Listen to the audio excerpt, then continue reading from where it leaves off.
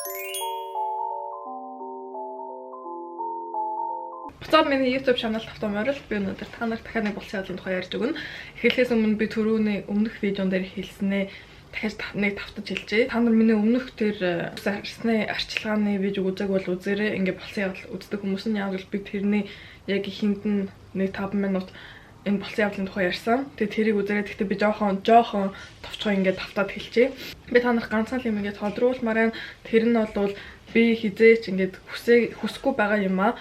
Хизээч ингээд үзэгчтэй болохын тулд ч юм уу ингээд тийм шалтгаанаар хийхгүй. Тийм болохоор та нар намайг энэ болсон явдлыг хиймээргүй байна гэж бодож ивэл битээ тэгэж бод. Яг л би хиймээр байгаа болохоор хийж байгаа. Тийм болохоор намайг хиймээргүй байгаа юм а хийгээд байна гэж санаа зовох хэрэггүй нэрнгээсээ би үнэлжээ. Тэгээ би өмнөх бичлэгийнхаа комментуудыг бүгдийг нь уншсан. Би ер нь бүх комментууд уншиж байгаа. Бүгдээрэнд нь хариулж чадахгүй байгаа. Гэхдээ бүгдийг нь би 100% уншиж байгаа. Тэгээд ихэнх комментууд нь ингээд болсон явдал хийгээрэй гэсэн гэсэн.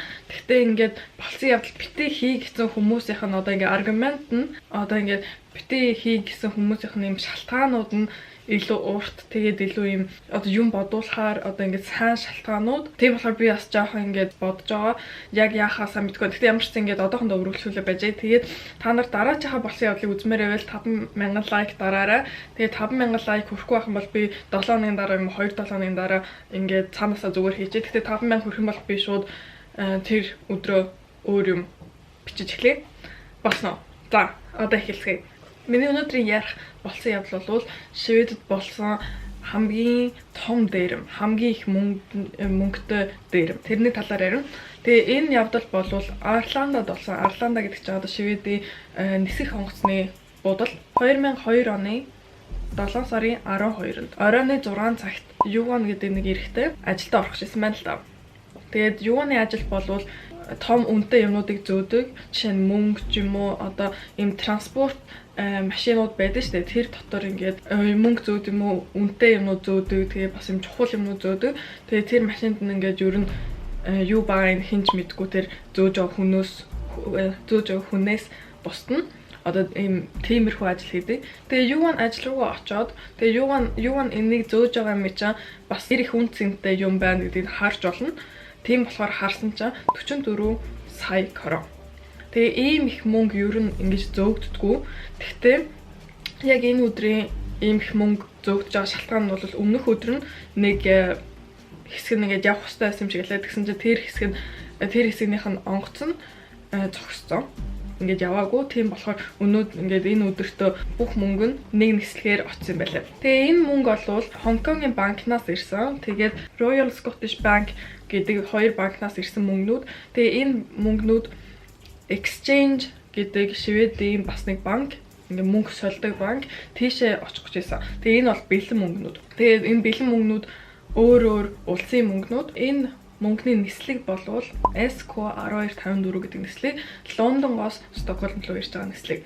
Энэ компани бол SAS-ийн компани. Тэгээ оройны 22-10-т энэ нислэг Стокгольмд ирсэн байна л да. Тэгээ Юван найзтайгаа гэж ингээд ажилтны найзтайгаа энэ нислэгийн яг онгоцных нь хажууд ирээд машинтайгаа тэгээ юмаа зөөж эхлэх гэжсэн. Тэгээд ер нь Юван ингээд нэг ганц хоёр удаа ингээд ойртож зогссон байл та машинтайгаа энэ онгоц ингээд зогссон юм бол ингээд ойртоо тэгэхэд ингээд Юваныг одоо энэ капитан нь онгоцных нь капитан хэдэн удаа загинсан гэж ингэж ойрхон зогсож болохгүй. Тийм болохоор Юван энэ удаадаа цаана зогссон 4-5 метрийн цаана. Гэхдээ бас ингээд дотроо боцоо гэж би ингээд жоохон ойрхон зогсчих юм болов энэ удаад амар их мөнгө тэгээд тэр нь амар хүнд ах болно.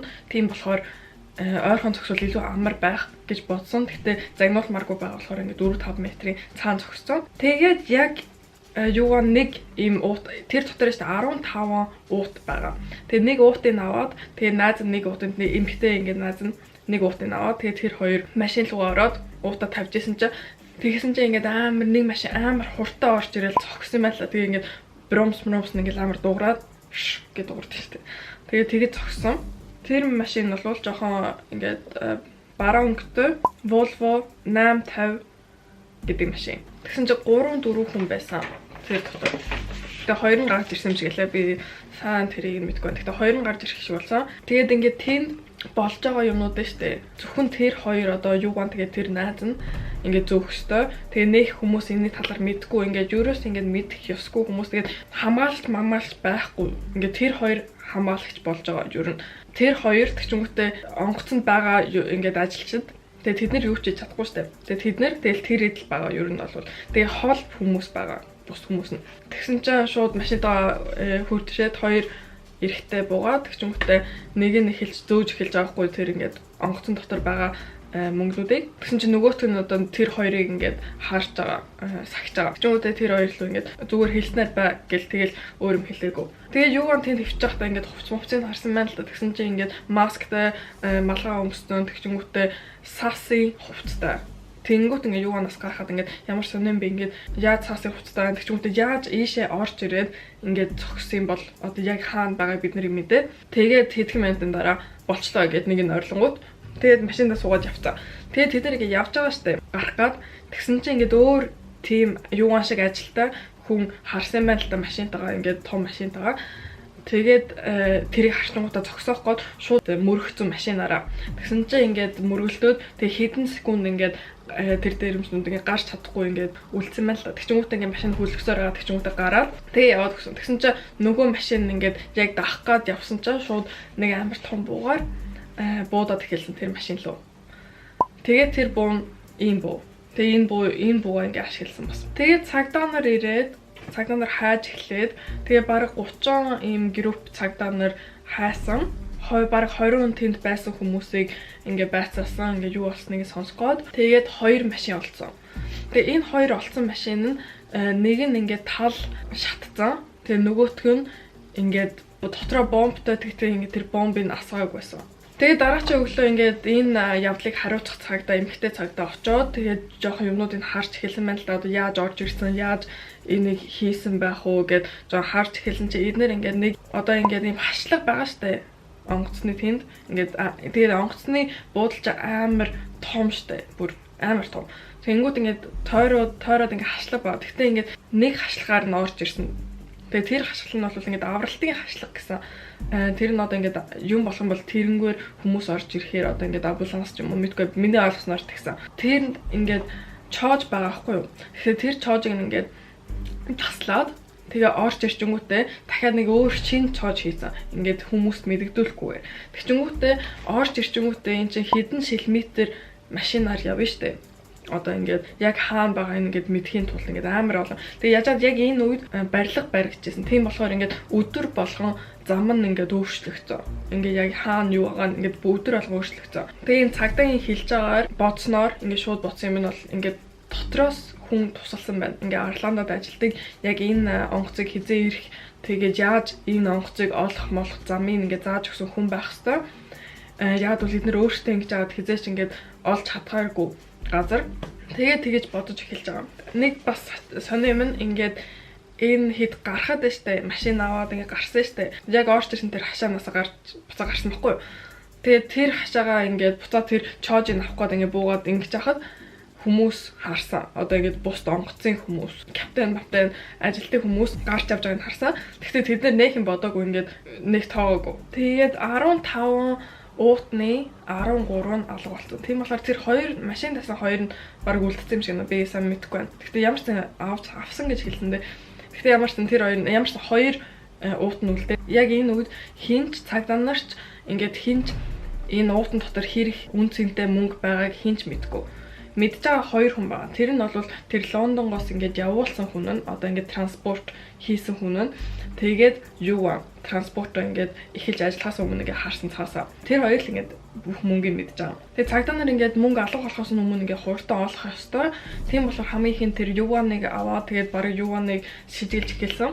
Ингээд юуан тэнд ажилладаг. Тэгээд яаж бүх зам амын мэддэг. Тэгчмөтэй бас хэрэг мөнгө байсныг нь бас мэдсэн. Тэгтээ ингээд бараг цаг магийн дараа байцаасныхаа дараа ингээд юуан биш гэдгийг ингээд бас ойлгосон. Тэгээ юуаныг зүгээр сул талсан. Цагдаагийн хэлж байгаагаар энэ дээрэмчдүүд хэдэн алдаа гаргасан. Нэгдүгээр алдаа нь болвол эднэр өөрсдөө ингэж хэлж байгаа шүү. Би зүгээр л орчуулж байгаа шүү дээ. Эднэр ингээд өөрсдөө эднэр алдаа гаргасан гэж хэлж байгаа. Нэгдүгээр алдаа нь бол энэ хоёр машин олсон гэсэн шүү дээ. Тэгээ тэр хоёр машин байсаа яг адилхан хоёр машин. Ногоон Volvo 850. Би зургийг олдвол хийжээ. Тэгээд тэр хоёр машин яг хоёр өөр газар байсан заяа. Тэгээд цагдаагийн очоор гасан чинь нэг нь ингээд тал шатцсан. Тэгээд нөгөөх нь ингээд дотроо бомб байсан. Тэгээд тэр бомб нь штэ нэг хүнтэй ингээд холбогдсон байсан тэр бомб нь. Тэгээд цагдаа ойлгож оруулбал тэр дээрэмчдүүд тийшээ одоо ингээд тэр нэг хүн лөө залгаад тэр хүн нь тэр бомбыг ингээд эхлүүлэх хэрэгтэйсэн. Одоо бомблуулах хэрэгтэйсэн. Тэгсэн чинь тийм юм болоогүй. Тийм болохоор машин ингээд дэлбэрээгүй. Дэлбэр. Тэнгүүт цагдаа нар бас тэр дэлбэлэх ёстой байсан хүнийг ингээд бараг олчж байгаа. Ингээд тэр хүнтэй холбоотой болохоор тэр хүснийх нь юу? Одоо тэр бомб нь. Тэгээд хоёрдугаар алдаа нь болвол ингээд энийг бол тэднэр яг алдаа тэдний буруу ингээд тэдний алдаа гэж хэлэхгүй. Гэхдээ бас ингээд болсон тусалсан юм нь бол энэ машин мөргсөн штэ. Нүг хажуунаас нь. Тэгээд тэр машин ингээд амар жоохон тусламж болсон. Яагаад гэвэл энэ хоёр өөр машин байгаа гэсэн штэ. Гэхдээ яг адилхан хоёр төрлөө. Яагаад ингэж тавьсан бэ гэвэл энэ дээрэмчдүүд цагдаа нарыг ингээд буруу машинд нь ингээд очуулаад тэгээд өөр тийшээ явсан гэдгийг ингээд цагдаа нарыг толгойр нь ирүүлэх гэж тавьсан. Тэгээд ингээд мөрөгцөн болохоор цагдаа нар шууд ойлгож байгаа хгүй энэ машинд нь суусан энэ жинхэнэ машин юм байна. Яг л тэд нэг машинаар л орж ирсэн. Тэгчүүнд нэг машинаар гарсан. Гэхдээ ингээд хоёр машин олцсон болохоор тэгээд шууд цагдаа нар ингээд тэр гимтсэн машиныг хараад энэ машин муу юм байна. Тийм болохоор тийшээ явсан байна гэдгийг ингээд ойлгосон. Тэгээд яг жинхэнэ машиных нь жоохон өмнө ингээд юунууд хайцсан байсан юм барцаар юмнууд машинд явах юм бол дугуйнууд нь цоорохоор юм тавьчихсан. Тэгээд бас цагдаа нар энэ яг ийшээ юу яасан байна. Тэгээд тэд нэр тийшээ очингуудаа машинаас холсон байгаа. Тэгэл цааш явсан. Тэгээ энэ явдал болвол ингээд Шведэд том болсон. Амар их Арландаа руу онгоцны буудлын руу амар их шүмжлэл гаргасан. Яагаад ийм болчихоо? Одоо тэд нэр ингээд амар том зэвсэгтэй ирсэн. Тийм болохоор ингээд хүн бууцсан бол яахан ажилтдаг хүмүүс нь одоо ингээд амар хэцүү байдалд орсон, шоконд орсон. Одоо ингээд бүх юм ингээд Арландад амар их ингээд юу яасан. Тэгээ яаж чаад энэ 2002 онд болсон шүү дээ. Тэгээ 2001 онд нөгөө нэг Америкт нөгөө нэг Twin Tower унсан шүү дээ. Тэр бас нислэгтэй холбоотой. Тийм болохоор ингээд нислэгт ингээд амар хүнд асуудлууд орж ирсэн. Тэгээ энэ цагдаагийн харж байгаа бол энэ хийсэн дээрэмчдүүд амар сайн дээрэмчдүүд энийг өмнө хийжсэн. Тэгээ ингээд энэ хийсэн төлөвлөгөө нь бүр амар сайн. Тэгээд тэд нөгөө нэг тэр бомбных нь холбоотой хүнийг нь олоод тэгээд тэр хүнтэй ингээд байцаалт хийсэн чинь тэр хүнээс нэхэн гаргаж чадаагүй. Гэтэ тэр хүн өмнөх регистрийг нь харуул ингээд гимт хэрэг хийдэг хүн байсан. Гэтэ цагдаа нар яаж чадаагүй тийм болохоор ингээд сул тавиулах хэрэгтэйсэн. Гэтэ тэдний ингээд нэг хідэн нотлох баримтд олсон байхгүй юу? Тэгээд тэр нь болвол ингээд уцаар ярьж байхад нь ингээд юмнууд сонсон. Тэгээд уцаар ярьж байхдаа энэ хүмүүс бүр амар ухаантайгаар ингээд коднууд хэрэглээд жишээ нь ингэж хэлж байгаа байхгүй юу? Би өчигдөр 3:0-оор нэг тоглолтоо хоцсон. Тэгээ одоо ингээд теннис менсер ингээд нэг ингээд сетнүүд өгдөө штэ. Яг тэр ингээд би 3:0-оор нэг сетийг хоцсон гэж байгаа. Тэгээ цагдаа нар ойлгосноор ингээд надад 30,000 хэрэгтэй наа гэсэн. Тэгээ дараачих нь бол би 7:0-оор нэг сетийг хоцсон гэж байгаа. Тэгэнгүүт ингээд цагдаа нар ойлгосноор 70,000 хэрэгтэй наа. Тэгээ нэг ингээд байцаагаад ингээд үтсэн чаа үгүй гэ. Тэгээ болохоор ингээд бас суулгацсан тэр хүмүүс нь. За одоо ингээд энэ явдал нь 100 болсон шүү дээ. Тэгсэн чинь бүр ингээд намар болсон. Тэгээ цагдаа нар юу ч олдохгүй. Тэгээ цагдаа нарын гаргасан ингээд мэдээлэл болвол ингээд 10-аас 15 хүмүүс байна. Энэ явдалд оролцсон. Тэгээ зарим нь ингээд жоохон баг үүрэгтэй. Тэгээд зарим нь илүү том яг очоод дээрэмц үүрэгтэй. Тэгээ зарим нь зүгээр л ингээд машинаа тэнд авах хэрэгтэй гээд ингээд паркерлсан. Тэгэл одоо үүргнүүд нь ондоо гэхдээ ямар ч ийм олон хүмүүс байна гэдэг ингээд цагдаа нар ойлгосон. Тэгээд нэг хүн лөө ингээд цагдаа нар илүү анхаарлаа тавьж эхэлсэн. Яг бол тэр хүн байж тээ. Ингээд цагдаа нар бас энэ тэндээс юм сонсож байгаа штэ. Гэхдээ ингээд нотлох баримтал байхгүй болохоос биш. Тэгээд нэг хүн энэ дээрэмцэн хүмүүсээс мөнгө хулгайлцсан Турклөө очоод нуугдж байгаа. Тэгээд Турклөө очоод тэр хүн ингээд тэр мөнгөөрөө байр авсан байна л да. Тэгсэн чинь энэ дээрэмцэн хүмүүс нь уурлаад энэ хүнийг алах юм бол бид нэр 3.5 сая корон өгье гэсэн. Одоо толгоон дээр нь ингээд мөнгө тавьсан гэх юм уу. Тэгсэн чинь нөгөөд чинь Турктэй үлдээд ингээ хаагаад нуугтаад үлдсэн. Тэгсэн чинь энэ цагдаа энэ хариуцдаг цагдаа л нэг өглөө энэ залуу залгаад би ингээ Туркээс ярьж байна. Би шивэдлээ буцмаар байна. Тэгээ би буцаад бүх ингээ мэддэг юм хэлье. Бүх юм хэлье. Тэгтээ та нар намайг хамгаалах хэрэгтэй гэд.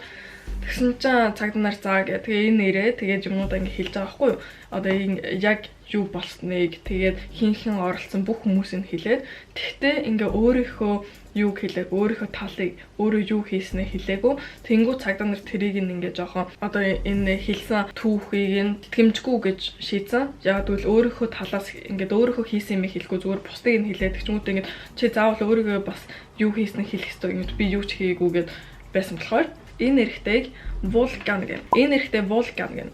Вулкан болов л штэ. Энэ явдлыг тийм амар serious гэж ер нь бодоогүй, ойлгоогүй. Ингээд цагдаа дээр очих юм бол өөрт нь юу тохиолдохыг бас ингээд сайн ойлгоогүй. Цагдаа нар илүү их тэрийг ингээд ойлгосон гэж хэлж байгаа байхгүй юу? Ингээд цагдаа нар Вулканд хэлээд ингээд чи одоо өөрийгөө юу хийж чана мэдж байгаа зү ингээд одоо л чи бид нартэй хамтарч ажиллахгүй болвол чи ингээд барыг хүн ингээд гарах юм бол одоо тэрийг ингээд бүх хүмүүс мэдж байгаа. Яг л одоо энэ чинь снэч болчихж байгаа. Ингээд ховолсон болчихж байгаа цагдаа нарт. Тэгээд энэ одоо дээрэмцэн хүмүүст нь зүгээр хүмүүс биш энэ чинь амар гэмт хэрэгтэй холбоотой ингээд тийм өндөр хүмүүс. Тэгээ Вулкан ингээд энэ цагдаа дээр очиод ингээд хэлчих юм бол би барыг ингээд гайг болчихно гэж одоо тэгээд тэгсэн. Тэгээ Вулкан ингээд хэлсний дараа 15 хүнийг байцаагаа тэгээд зарим нь суулгадаа зарим нь ингээд байцаалт нөрөө тэгээд зарим нь шоронд ингээд түр ороод тэгээд ингээд байсан. Тэгтээ сүүлдээ хинэн ч ингээд ял аваагүй. Ингээд сул тавигдсан. Яагаад гэвэл нотлох баримт байгааг болохоор. Тэгээ нуцсныхын нотлох баримт, ярианыхын нотлох баримт гэдсэн шүү дээ. Тэднэр нь ингээд нотлох баримт ингээд тийм чанга нотлох баримт биш. Тэгээ энэ Вулканыг хэлсэн нотлох баримт нь болвол тийм амар үнэн биш гэдгийг биш гэж үзсэн. Яагаад гэвэл миний хэлснээр ингээд Вулкан өөрийнхөө хэсгийг хэлэхгүй байгаа болохоор ингээд худлаач ярьж магадгүй гэж шүүх одоо ингээд шүүлт гаргасан. Энэ ийм юм болжонгууд Вулкан илүү паникч эхлэв штэ. Яг бол одоо ингээд цагаан нар тусалж чадхаа болчлоо. Тэгээд ингээд ямар ч хамгаалахгүй болсон. Тийм болохоор Вулкан одоо Турк руу ясан. Тэндээ нуугдаж эхэлсэн. Тэгээд жиглийн дараа Вулкан буцаад хүрээд ирсэн. Тэгвэл цагдаа нар энэ Вулканы байгаа байдал амар хэцүү. Тэгээ бас гэр бүл мөлийн ингэ сүрдүүлээд байгаа штэ. Тэнгүү цагдаа нар энэ хэцүү хэрэг энэ тийм болохоор Вулканыг хамгаалах хэрэгтэй гэд. Тэгээ Вулканыг буцааж авчраа. Тэгээд дахиад ингэ байцаалт хийгээд эхэлсэн байна л да. Тэгсэн чинь цагдаа нар ингэж хэлсэн байхгүй юу? Энэ одоо ингэ хариуцдаг цагдаа нэмэгтэй. Би ингэж ер нь хүмүүсээ сонссон. Тэгээд одоо чиний хамгийн сайн найзчаа чамайг Финланд руу дагуулж яваад тэгээд тэнд чамайг ингэ хүмүүст алуулах тийм төлөвлөгөө байлаа энэ гадуур. Тэгсэн чинь Вулкан тэрэнд нь ер нь ингээ итгээгүй. Ингээд юу гэж миний хамгийн сайнаас намайг тэх юм бэ гэд. Цагдаа нар тэгтээ ингээд бүр жинхнээс хэлээд ингээд 3.5 сая корон чиний толгоон дээр ингээ байгаа. Тийм болохоор чиний сайн над чинь тийм төлөвлөгөөтэй байлаа гэд. Тэгсэн чинь Вулкан тэрэнд итгээгүй. Тэгээ жоохон итгэсэн гэхдээ бас ингээ итгээгүй. Тийм болохоор Финланд руу явцсан. Тэгээд Финланд руу явсныхаа 2 7 дараа одоо Вулканы найз охин нь Вулканыг алга болсон гэж мэдүүлэх өгсөн. Тэгээд цагдаа нар тийш очиод хайсан чинь би энэ одоо хүртэл олоогүй байгаа. Гэхдээ Вулкан ер нь ингээд алуулсан гэдэг нь ингээд тодорхой болсон. Тэнд очиод ямар ч нотлох баримтууд жоохныг олсон. Тэр нь ингээд хувц мувц тэгээд цус мус тэгээд Вулканыг ер нь яаж өгсөн талаар нь бас ингээд олсон ингээд багалзууртуулж өгсөн гэдгийг нь олсон. Тэгээд бас нэг газар булцсан байгаа гэдгийг бас мэдсэн. Гэхдээ энэ нэг бүр ингэ нотлох баримтгүй болохоор ингэ сайн тодорхой биш. Гэхдээ ингэ цагдаа нарын гаргаж байгаа теори тийм. Энэ нүг алдартай цагдаа гэсэн чинь би зургийг тавьчих. Өмнөх явдлууд дээр оролцсон. Энэ цагдаа бас ингэ шилж байгаа хгүй. Ийм явдал болонгууд одоо чинь ийм том дээрэн болонгууд энэ дээрэмчдүүд чинь амар туршлагатай. Тийм болохоор эднэр ингэ 20-30 насны үеийнхэн биш. Тэгээ барыг жоон том хүмүүс байгаа. Тэгээ ийм явдлууд болох юм бол тэгээд нэг нь ингэ товолж моглох юм бол ийм юм болдгиймаа гэж энэ цагдаа нар хэлсэн. Тэгээ ямар ч сан Финландын цагдаа нартай Швед цагдаа нар ажиллаад хамтарч ажиллаад тэгсэн чинь Финландаас 3 хүн олсон. Тэднэр бол ингээд Вулканыг алсан гэдэг шижигтэй. Тэгээд Шведээс 1 хүн барьсан. Тэгээд тэр хүн нь бол Вулканыг ал гэдэг шийдвэр өгсөн хүн. 2004 оны 12 сард дээрэн болсны 2 жилийн дараа Вулкан өгсний 1 жилийн дараа шүүх хурал нь болсон. Тэгээ энэ шүүх хурал дээр бол энэ дөрүүлээ насан туршийн ял авсан. Гэхдээ ингээд насан туршийн ял гэдэг чинь ингээд Шведэд барагцаалж 16 жил гэдэг. Тийм болохоор ингээд тэр Финландын 3 нь бол юуны энэ хүнийг алхад тусалсан гэдэг шүүлт авсан. Яг бол хэнийг нь яг юу хийснийг мэдгүй. Тэгчингүүтээ энэ Шведийн нэг нь бол ингээд төлөвлөсөн одоо хий гэсэн хүн ингээд. Тэгээд энэ үед энэ шүүх хурал болж байгаа тэр мөнгийг нь олоогүй, хин энэ дээрэм хийснийг нь ч олоогүй. Тэгээ энэ хий гэсэн хүн нь штэ. Энэ хүнийг Лиу гэдэг. Лиу Шинэясан гэж бүх одоо Шведэд хүмүүс нэрлэдэг. Шинэясан гэдэг бол энэ хятад гэсэн үг Шведээр. Яагаад гэвэл мэдгүй энэ өөрхөн групп дотор ингээд илүү хятад харагддаг болохоор тэгсэн юм шиг байлаа. Би энэ хүнийг ингээд докюментарын би өмнө сонсч байсан юм шиг лээ. Тэгээ энэ хүн энэ шорондоо сууж байхдаа энэ чинь 2004 онд болсон 2004 онд шоронд орсон. Тэгчмүүдээ энэ хүн шорондоо дуу бичиж эхэлсэн баггүй юу? Тийм болохоор ингээд би энэ хүнийг хин гэдэг мэднэ. Тэгээд энэ хүн дуу бичиж эхлэе. Тэгээд тэр дуу нь Шведэд бүр амар алдартай болж эхэлсэн. Ингээд хипхопын дуунууд баггүй юу? Одоо Шведийн анхны хипхопын дуунууд гэх юм уу? Одоо Catalan гэдэг нэг группийн подкаст болвол 2010 онд бичигдсэн подкаст. Тийм болохоор бас тэрний дараа нь юмнууд болсон. Гэхдээ би товчхон юу болсон юм хэлье. 2017 онд энэ Лиу Шинэясан хүлээн зөвшөөрсөн. Өөрийгөө тэр дээрэмд холбоотой байсан гэдгийг тэгээ бас төлөвлөсөн гэдэг. Тэгээд бас тэр Вулкан гэдэг нас барсан эрэгтэйг энэ явдалд хамааралгүй гэж хэлсэн. Тэгээд Вулкан зүгээр энэ дээрэмцэн хүмүүсээс нь мөнгө авцсан гэж бас хэлсэн. Тэгээд өөрийгөө бас амар гэмшиж би энэ миний амьдралын хамгийн том алдаа байлаа. Би ингээд амьдралаа бүр сүйтгэжлээ гэж бас хэлсэн энэ ярилцсан дээр. Гэхдээ би энэ ярилцлагын хаалт ингээд сонингоос уншсан. За энэ болсон явдал ингээд дуслаа. Энэ болсон явдал бол миний хэлснээр Шведэд болсон хамгийн их мөнгөтэй холбоотой болсон явдал. Тэгээ би бас дахиад нэг юм дээрми болсон явдлыг ярьж өгнө. Тэр нь бол ийм helicopter run гэдэг. Helicopter-ийн дээрэм.